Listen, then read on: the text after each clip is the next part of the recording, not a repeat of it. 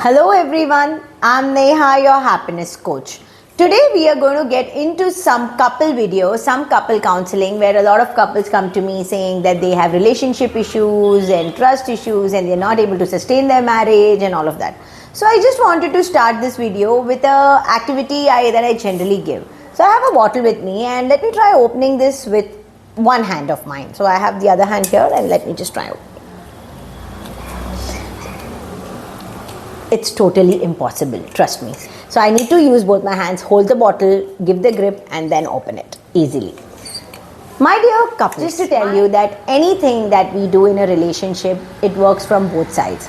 So if there is a problem, there can be a percentage to it that maybe 60-40 or 70-30, but always it has both the parties involved. It is not just one individual who is doing the entire bit wrong and everything is going wrong because of him or because of her. It doesn't work like that. So today I'm just going to give you 3 quick tips on how we can work in a relationship so that we can avoid it getting worse, going to a very difficult level and then finding it and at times getting worse by coming to a level where you think of parting your ways, getting into a divorce and all of that. So just have these 3 things in mind before any conversation that you have with your couple next time, with your spouse next time, so that you are aware and you are able to handle it a little better. So the first one is, there is a complete no to anger.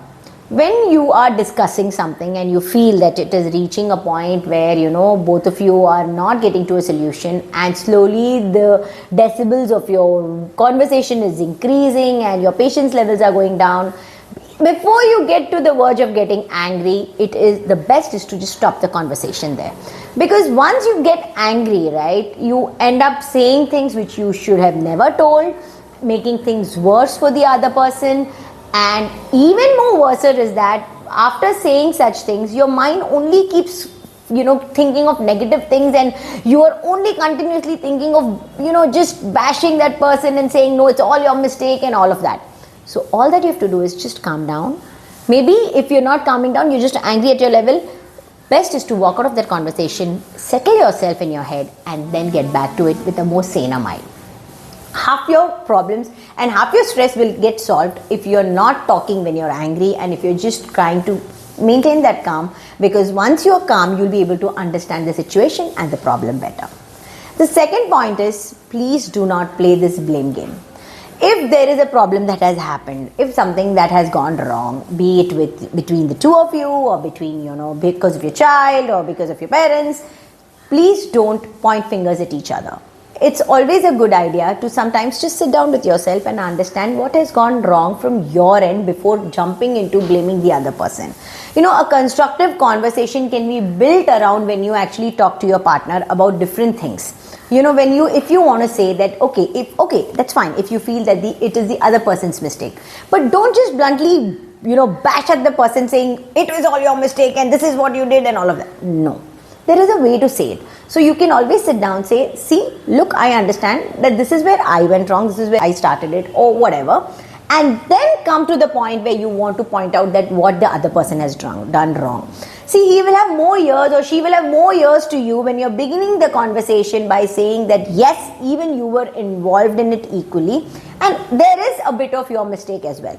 Even if your mistake was lesser, but if you start with the point of accepting what is wrong at your end, the other person will be all ears to listen to you on what you are right and or what you are wrong.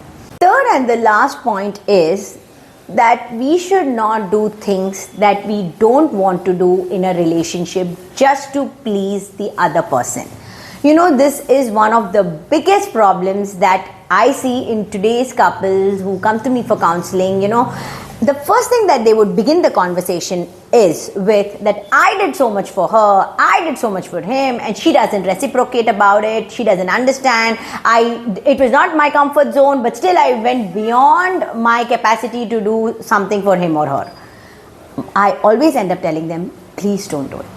Because if you are doing something that you do not want, that you do not like, it will always be in your head as a pointer that you didn't want to do, but you just did it to please the other person. And the moment something goes wrong, or even the smallest of the thing happens that is not good, between the two of you, the first thing that you will end up coming up or popping up with is this, that I did so much for you, and making the other person count. My dear couples, please understand, if there is something that you're doing just to please the other person and you don't have your 100% in it, please do not do it, so that it doesn't keep triggering in your head and giving you that pointer when you have a problem to trigger it out immediately and just lash at the other person. Please keep these 3 pointers in mind and be careful about what you're conversing, having your angers in place and all of these. Trust me, 50 to 70% of your couple problems are sorted here, because you have taken that control, you have held that thing more sensibly in your head, and you are dealing with it with more wisdom and being more wiser towards it. Please give it a try, give it a thought, and let me know how it worked. Until then, it's me, Neha, saying bye.